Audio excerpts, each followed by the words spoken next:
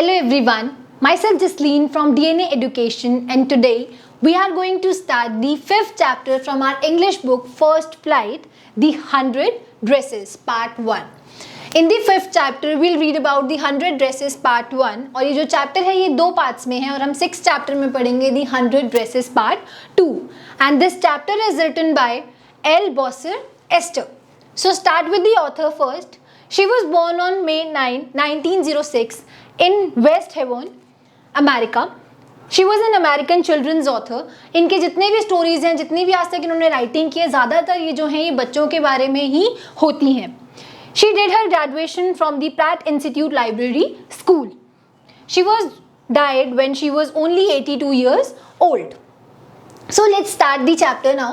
अब यहाँ पर क्या है, ये जो चैप्टर है The 100 Dresses, ये किस बारे में है?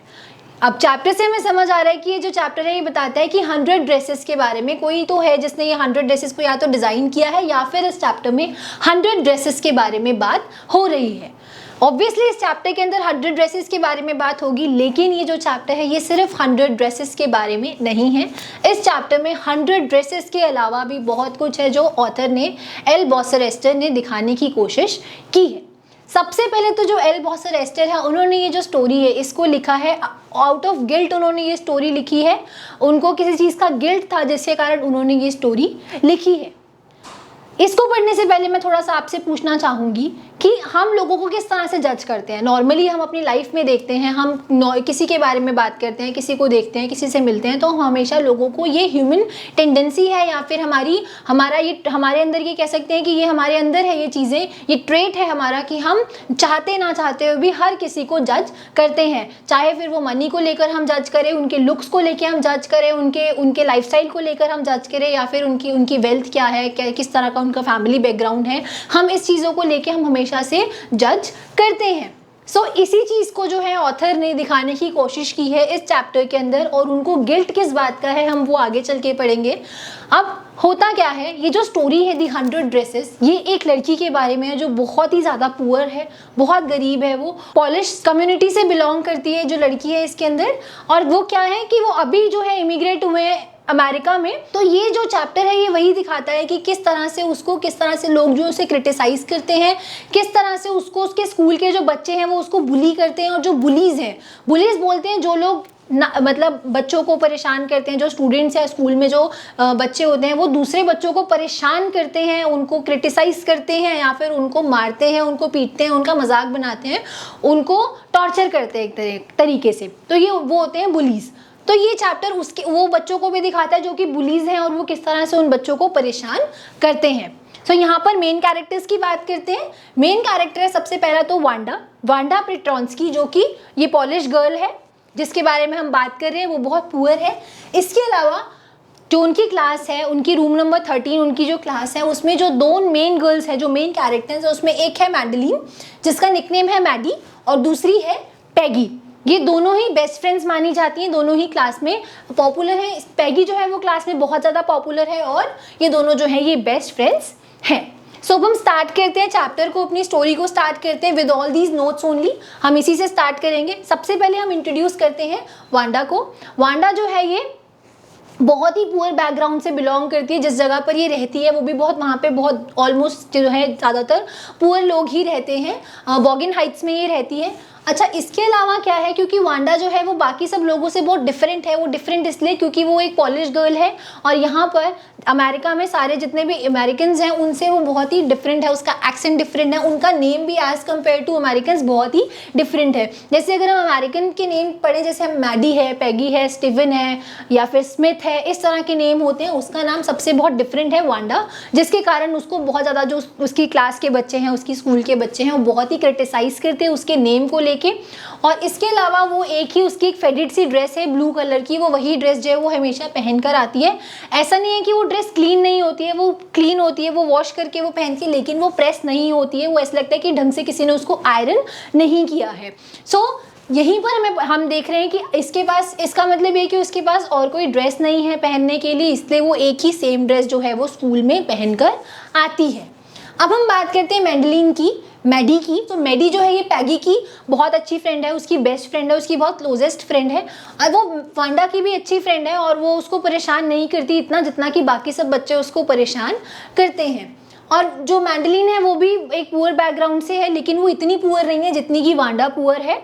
और अगर हम बात करें पैगी की, तो पैगी अपनी क्लास की सबसे सुंदर लड़की है और वो बहुत ही पॉपुलर लड़की है अपनी क्लास की। वो एक रिच बैकग्राउंड से बिलोंग करती है और वो बहुत ज़्यादा बुली करती है बच्चों को, और वांडा को बहुत ज़्यादा वो बुली करती है।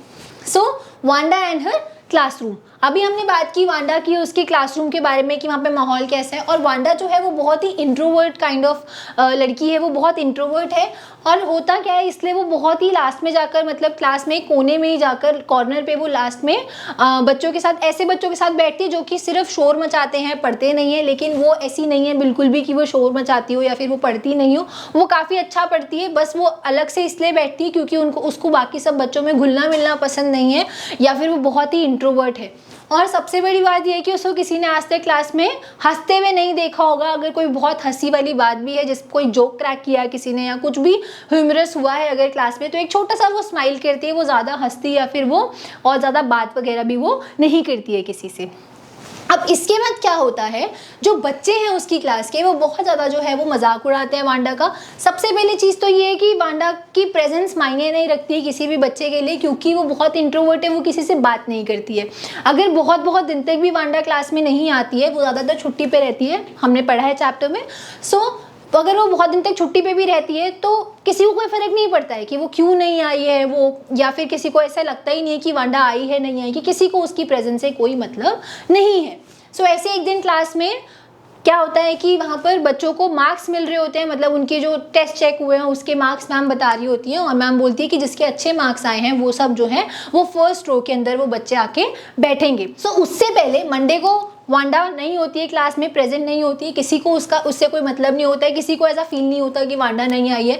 देन ट्यूसडे को अगेन वो एब्सेंट होती है, किसी को पता नहीं लगता है कि वांडा आई है कि नहीं आई है। बट वेंसडे को जिस दिन मैम जो है वो बोलती है कि रिजल्ट्स आए हैं और सबको मार्क्स मिलेंगे, जिनके अच्छे मार्क्स आए हैं वो फर्स्ट चेयर पे या फर्स्ट रो पे आके बैठेंगे, उस दिन मैडी और पैगी उन लोगों में से ही थी जो कि फर्स्ट रो में आके बैठे हैं, और मैम वहाँ पर वांडा का भी नाम लेती है। और उस टाइम बच्चों को पता लगता है कि अच्छा वांडा जो है पढ़ने में अच्छी भी है। तो उस दिन जो है बच्चों को रियलाइज़ होता है कि जो वांडा है वो नहीं आ रही है और वो छुट्टी पे है। सो इसके बाद में क्या होता है, वो अपना मेडल भी नहीं ले पाती है, वो अपने रिजल्ट्स भी नहीं सुन पाती क्योंकि वो छुट्टी पे रहती है। देन उसके बाद क्या होता है, बच्चे जो है उसको इतना मजाक बनाते हैं। अच्छा, जो अब पैगी है वो करती क्या है, वो बार बार किसी ना किसी बहाने से वांडा के पास जाती है, उससे बातें करती है, और स्कूल यार्ड के अंदर वो उसको बुलाकर उससे पूछती है कि तुम्हारे पास कितनी ड्रेसेस हैं, तुम्हारे पास ऐसे ही उससे नॉर्मली पूछती है कि तुम्हारे पास ड्रेसेस कितनी हैं। तो जो वांडा है वो बोलती है मेरे पास तो 100 ड्रेसेस हैं। तो इस फिर जो पैगी है वो फिर उसका मजाक बनाती है, उसके आसपास के जो बच्चे हैं वो भी उसका बहुत मजाक बनाते हैं।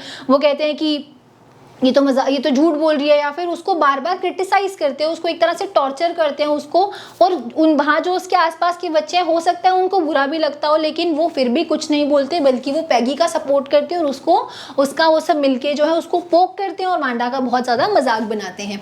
सो इसके बाद जो पैगी है वो डेलिब्रेटली उससे दोबारा पूछती है कि अच्छा तुम्हारे पास अगर 100 ड्रेसेस हैं तो वो ड्रेसेस कैसी हैं, मतलब वो वेलवेट की ड्रेसेस हैं या फिर सिल्क की हैं। तो जो वांडा है वो बोलती है कि मेरे पास तो दोनों तरह की ड्रेसेस है, मेरे पास वेलवेट की भी ड्रेस है, मेरे पास सिल्क की भी ड्रेसेस हैं। तो वो कहती है फिर पैगी, अच्छा तो फिर तुम्हारे पास शूज़ कितने हैं। तो जो वांडा है फिर वो बोलती है कि मेरे पास 100 ड्रेसेस हैं और मेरे पास 60 पेयर्स ऑफ शूज़ हैं। सो ये सुन के पैगी उसका बहुत मजाक बनाती है। और पैगी जो है वो बुलीज में से एक है, लेकिन वो बुरी लड़की नहीं है, वो बहुत अच्छी है। इवन जो बच्चे जो स्कूल के जो बच्चे हैं वो जूनियर्स को, छोटे बच्चों को परेशान कर रहे होते हैं, वो उनको हमेशा टोकती है कि तुम उस बच्चों को परेशान मत करो। या फिर कोई एनिमल के साथ में अगर कुछ बुरा हो जाता है या कोई एनिमल को टॉर्चर करता है तो उसको देखने के बाद भी वो काफ़ी देर तक रोती रहती है। तो ऐसा नहीं है कि जो पैगी है वो बहुत बुरी लड़की है, पर हो सकता है कि वो इतनी मैच्योर नहीं है, उसको ये चीज़ समझ में नहीं आती कि वांडा को उसकी बात का बुरा लग सकता है, तो वो सबके साथ मिलके उसका मजाक बनाती है। अब जो मैडी है, जैसे हमने पहले बात की थी कि मैडी जो है वो इतनी ज़्यादा वो भी रिच नहीं है, वो पुअर इतनी भी नहीं है जितनी कि वो वांडा पुअर है। तो मेडी को बहुत बुरा लगता है जब वो देखती है कि सब बच्चे मिलकर ऐसे वांडा का मजाक बना रहे हैं, उसको परेशान कर रहे हैं, उसको क्रिटिसाइज़ कर रहे हैं। उसके लिए एक बहुत बड़ा टॉर्चर है ये, तो उसको बहुत ही ज़्यादा जो है वो बुरा फील होता है। इसके लिए वो क्या करती है, वो एक लेटर लिखती है पैगी के लिए, जिसमें वो लिखना चाहती है कि पैगी तुम वांडा को इस तरह से परेशान मत किया करो। लेकिन जब वो उसको ये बोलना चाहती है, वो ऐसे ही जा रही होती है पैगी के पास, तो उसी टाइम उसके दिमाग में एक बात आती है। वो सोचती है कि अगर मैंने जो है पैगी को मना कर दिया कि मत उसको कुछ करो, तो उसके बाद क्या होगा। वो बिल्कुल सही सोच रही होती है एक तरीके से, क्योंकि उस टाइम पे वो सोचती है कि अगर मैंने इन सबको मना कर दिया कि तुम पैगी को मना कर दिया, या स्कूल के जो बच्चे हैं, क्लास के जो बच्चे हैं रूम नंबर 13 के, अगर मैंने उनको बोला कि तुम वांडा का मजाक मत बनाओ, तो फिर तो वो सब लोग मेरा मजाक बनाना शुरू कर देंगे, क्योंकि वांडा नहीं होगी तो मैं भी बहुत पुअर बैकग्राउंड से हूँ, मेरे पास भी इतनी अच्छी ड्रेसेस नहीं है, और मेरे पास जो भी ड्रेसेस है वो सारी ड्रेसेस तो सारी पैगी की है, जो कि पैगी ऑलरेडी पहन चुकी है। उसकी जो मदर है वो मेरी मदर को ड्रेसेस दे देती है। अब वो पता इसलिए नहीं लग पाता है क्योंकि मेरी मदर जो है उनको किसी ना किसी तरह से इसे स्टिच करके या फिर कुछ ना कुछ क्रिएटिविटी दिखाकर उसको थोड़ा सा यूनिक बना देती हैं, थोड़ा सा नया बना देती हैं, ताकि किसी को पता नहीं लग पाता कि एक्चुअली में वो ड्रेस किसकी है। लेकिन होती तो वो ड्रेसेस पैगी की ही हैं। कहती वो तो ये भी अच्छी बात है कि जिस जगह पर वांडा रहती है वहाँ बॉगिन हाइट्स में, अच्छी बात है कि मैं वहाँ पे नहीं रहती, नहीं तो वांडा की जगह आज मेरा भी इतना ही मजाक बन रहा होता। तो वो इस चीज़ से डर जाती है, वो बहुत परेशान हो जाती है। वो सोचती है कि अगर मैंने इनको मना किया कि तुम उसका मजाक बनाया करो, या अगर मैंने उनको कुछ बोला तो कल से ऐसा ना हो कि इनका नेक्स्ट टारगेट जो है वो मैं ही हूँ, जिसके कारण वो वांडा को परेशान होने देती है। वो पैगी को मना नहीं करती है, लेकिन उसके अंदर ये चीज़ का गिल्ट होता है कि मैंने मना नहीं किया, और वो जो लेटर उसने लिखा होता है वो उसको भी फाड़ के फेंक देती है। अब जो मेडी है उसको याद आता है कि अब तो हमारे स्कूल में कंपटीशन है जिसमें गर्ल्स को ड्रेसेस बनाने हैं और बॉयज़ को जो है वो मोटर बोट्स के डिज़ाइंस बनाने हैं। इसका हमारे स्कूल में कंपटीशन है।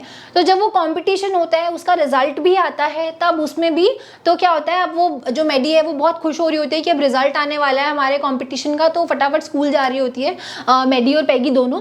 तो उस टाइम पर होता क्या है कि जैसे ही वो अपनी क्लास में एंटर होते हैं, वो देखते हैं कि किसी के बनाए हुए बहुत ही सुंदर डिज़ाइंस हैं, जो कि पूरे क्लास में से उनका जो ड्रेसेस हैं वो, मतलब वो जो पिक्चर्स उन्होंने बनाए वो पूरे लेआउट जो है हमारी पूरी क्लास के अंदर रूम नंबर 13 के अंदर लगे हुए हैं। अब वो देखकर वो बहुत ही ज़्यादा खुश होते हैं। वो इतना मतलब इतने अडोरेबल डिज़ाइंस होते हैं कि वो सब उन डिज़ाइंस को देखते ही रह जाते हैं। और फिर उसके बाद जो उनके टीचर हैं मिस मैसन जो है वो क्लास में आती हैं। फिर वो बच्चों को बताती हैं कि हम लोग जो है बहुत मुश्किल से डिसाइड कर पाए कि विनर कौन है। इवन दो बहुत सारी जो गर्ल्स थी या बॉयज़ भी थे, इवन उन सब ने क्या किया, उन्होंने सिर्फ 2-2 या 3-3 पिक्चर्स ही डिज़ाइन करके दी हैं हमें, मोटर बोट्स की भी और ड्रेसेस की भी। लेकिन सिर्फ एक ही लड़की थी जो कि विनर है एक्चुअली में। वो जो लड़की थी उसने हमें 100 डिज़ाइंस बनाकर दिए हैं ड्रेसेस के, और वो सब लोग जो है वो हैरान होते हैं, स्ट्रेंज फील करते हैं कि ये पर्सन जो था, ये लड़की जो थी, ये कौन है जिसने 100 डिज़ाइंस बनाकर दिए हैं। सो जो टीचर हैं फिर वो बताते हैं कि हम लोग उसी के 100 डिज़ाइंस में इवन बहुत ज़्यादा कंफ्यूज थे कि कौन सा डिज़ाइन जो है उसमें वन ऑफ द बेस्ट है, लेकिन हमें बेस्ट समझ में नहीं आता क्योंकि वो सारे डिज़ाइंस ही बहुत ज़्यादा सुंदर और बहुत ज़्यादा अच्छे बने हुए थे। तो वो कहती है उनकी टीचर फिर, और वो बताती हैं फिर उसका नाम कि जो इस विनर है वो वांडा है इसकी। तो जैसे ही वांडा का नाम सुनते हैं तो मैगी और पैटी दोनों बहुत ही ज़्यादा मतलब वो स्ट्रेंज फील करते हैं कि वांडा कैसे विनर हो सकती है, क्योंकि पैगी बहुत ज़्यादा श्योर थी कि मुझसे अच्छा ड्राइंग कोई करता नहीं है, और एक्चुअली में जो पैगी है वो बहुत अच्छी ड्राइंग करती थी। लेकिन उस दिन के विनर जो है वो पैगी नहीं थी, और उस दिन पैगी को थोड़ा बुरा भी लगता है कि मैं विनर नहीं हूँ, लेकिन वो बहुत ज़्यादा जो है वो बहुत ज़्यादा मतलब ऐसा अम्यूज़ फील करती है कि जो वांडा है वो कैसे विनर हो सकती है, क्या सच में वांडा के पास 100 ड्रेसेस है, क्योंकि वो हमें बताती थी कि उसके पास 100 ड्रेसेस हैं। और सबसे बड़ी बात यह है कि उसके पास 100 ड्रेसेस हो, वांडा के पास नहीं हो, लेकिन उसके माइंड में उन 100 ड्रेसेस के डिज़ाइन ज़रूर थे, वो इतनी क्रिएटिव ज़रूर थी कि वो 100 ड्रेसेस को डिज़ाइन कर सकती थी। सो अब जो वांडा है वो तो वहाँ उस दिन भी स्कूल में नहीं आई थी, उसको वो अपना मेडल कलेक्ट नहीं कर पाती क्योंकि वो स्कूल में आती ही नहीं है। लेकिन उस दिन पैगी और मेडी जो वो दोनों सोच रहे होते हैं कि अब ये मतलब obviously Peggy is not a winner now, तो जो फिर वो सोचते हैं वांडा के बारे में कि वाह कितना अच्छा इसने डिज़ाइंस बनाए हैं, वो बहुत ही टैलेंटेड गर्ल है, और इस सब चीज़ों के बारे में वो सोचते हैं। और यहीं पर जो हमारी ये स्टोरी है ये ख़त्म हो जाती है। अब हम बात करते हैं, स्टोरी तो यहाँ पर ख़त्म हो गई कि जो बात कर रहे थे हम एल बॉसर एस्टर की कि उनको किस चीज़ का गिल्ट था। वो इसमें चैप्टर में हम ये समझ सकते हैं कि वो शायद अपने आप को मैडी की जगह समझ रही थी। वो जैसे मैडी को बहुत बुरा लगता था जब हर कोई वांडा का मजाक बनाता था, लेकिन मैडी जो है वो कुछ नहीं कह पाती थी क्योंकि उसको लगता था कि शायद अगर आज ये सब इसका मजाक बना रहे तो हो सकता है अगर मैं मना करूँगी तो कल को इनका टारगेट मैं हूँ, तो वो इस चक्कर में कुछ बोलती नहीं थी। तो यहाँ पर हो सकता है कि जो ऑथर है वो इस गिल्ट में है कि उस टाइम पे जब वो स्कूल में थी और उनके सामने बच्चों का मजाक बनाया जाता था, उनकी क्लास फेलोज़ का मजाक बनाया जाता था, तो वो उनको कभी मना नहीं कर पाई, वो उनको कभी रोक नहीं पाई और उनके सामने बच्चों का मजाक, उनकी क्लास फेलोज़ का मजाक बनता रहता था। जो बुलीज़ हैं वो बच्चों को परेशान करते रहते थे, लेकिन वो कभी भी कुछ भी उनके लिए नहीं कर पाई। तो ये चीज़ का उनको गिल्ट था, जिसके बाद उन्होंने ये स्टोरी लिखी और यहाँ पर इन्होंने क्या चीज़ शो करने की कोशिश की है कि जो बुलीज़ हैं, जो बच्चे हैं, वो अपने क्लास फेलोज़ को परेशान करते हैं just because they are very judgemental. उनको जज करते हैं उनकी लुक्स से, उनके कपड़ों से, उनके वेल्थ से, उनके लुक्स को लेकर भी और उनका जो मतलब उनके लाइफस्टाइल को लेकर, उनके बैकग्राउंड को लेके बहुत ज़्यादा जज करते हैं। ये चीज़ें हमें बच्चों को सिखानी चाहिए कि ये चीज़ें सही नहीं है। और यहीं पे हमारी जो स्टोरी है ये एंड हो जाती है। I hope you understand the story and you will be able to answer each and every question from the story The 100 Dresses. Also, whichever the points I have cleared here are well discussed in our DNA guides. So for more updations and for more information, you can log into our website www.dnaeducation.com. Thank you so much.